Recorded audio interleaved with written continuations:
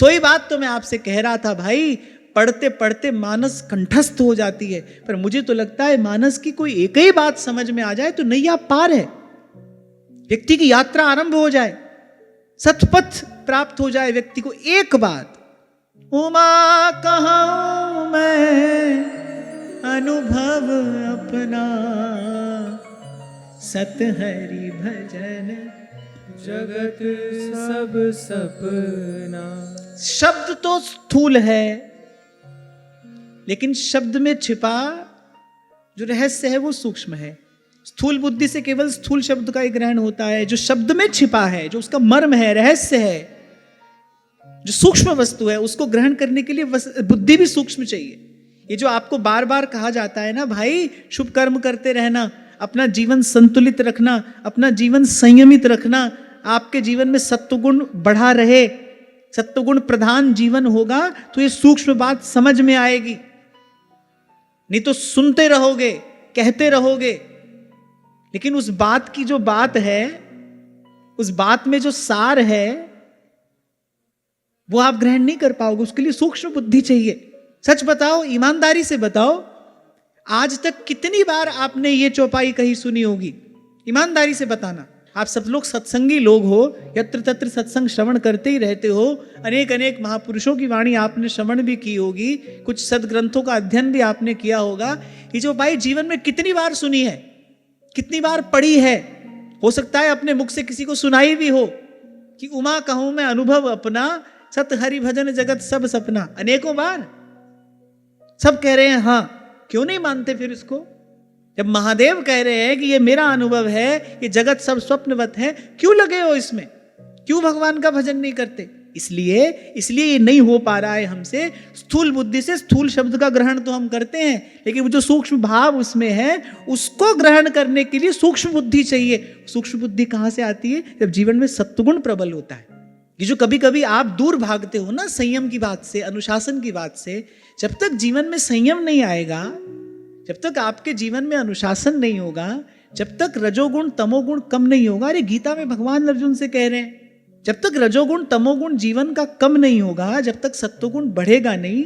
ये जो शास्त्रों में लिखा है, ग्रंथों में लिखा है, जो गुरुजन आपको कह रहे हैं, उस बात का मर्म ग्रहण कैसे करोगे? पढ़ते पढ़ते तो जीवन निकल गया, सुनते सुनते जीवन निकल गया, और कहते कहते भी जीवन निकल गया। जीवन में परिवर्तन क्यों देखने में नहीं आता? उसका कारण एक ही है, और वो क्या है? हमारा प्रमाद है। सब कुछ बैठे बैठे हो जाए बस, ये प्रमाद है। कुछ करना ना पड़े, कोई कठिन मार्ग आप हमको ना बताएं। छोटी रेखा को, एक रेखा को आपको बिना काटे छोटा करना है तो क्या करेंगे? उससे बड़ी रेखा खींचेंगे ना। कठिन को सरल बनाना है तो क्या करना होगा? आप सबल बनिए कि आपको वो कठिन लगे ही नहीं। और ऐसी व्यवस्था भगवान ने की है। ये दुर्लभ मनुष्य जीवन इसीलिए दिया है ताकि हम इस कठिन को सरल कर दें, इस दुर्गम को हम सुगम कर लें। सत्संग तो भाई आपको मुझे दर्पण ही दिखाएगा ना। मैं आपसे पूछता चलूंगा। सब कोई भी यहां ऐसा नहीं है जिसने ये चौपाई ना पढ़ी हो, ना सुनी हो। अनेकों बार कहीं भी होगी। मानते क्यों नहीं मान पा रहे? क्यों नहीं मान पा रहे? क्योंकि शब्द का वो जो सूक्ष्म तत्व है, उसको ग्रहण करने के लिए जैसी शुद्ध पवित्र सात्विक बुद्धि चाहिए, वैसी हमारे पास में नहीं है। क्यों नहीं है? क्योंकि हमारी जीवन शैली सात्विक नहीं है।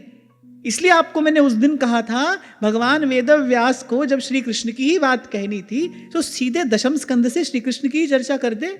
ये पहले के 9 स्कंद कहने की आवश्यकता क्या थी? कि भाई उस तत्व को ग्रहण करने के लिए जैसा मन बुद्धि चाहिए वो भी तो तैयार करना पड़ेगा। सबसे पहला कार्य किसान जमीन तैयार करने का ही तो करता है, पहले खेत को तैयार करता है ना। क्योंकि उसको पता है अगर मैंने जमीन तैयार नहीं की तो मेरी सारी मेहनत, सारा परिश्रम व्यर्थ चला जाएगा, बीज ही निष्फल हो जाएगा। सब है हमारे जीवन में, सेवा भी है, सुमिरन भी है, सत्संग भी है, लेकिन सेवा सुमिरन सत्संग का जो फल, जो सुख, जो आनंद, जो प्रसाद होना चाहिए वो तो नहीं है। क्यों नहीं है? यही कारण है, हमारा प्रमाद कारण है। और सत्संग श्रवण करते करते भी यदि ये प्रमाद नहीं छूटा, हमने यदि स्वयं को संयम की अग्नि में तपाया ही नहीं, तो फिर कह रहे श्रम एव ही केवलम, फिर कोरा परिश्रम आप कर रहे हो। और महापुरुषों ने तो कहा है, बोले फिर ये व्यर्थ है। नोत्पाद्य यदि रतिं श्रम एव ही केवलम। श्रीमद् भागवत की कथा श्रवण करने के बाद भी यदि श्री कृष्ण के चरणों में एकांतिक रति प्रीति नहीं हुई तो कह रहे श्रम एव ही केवलम।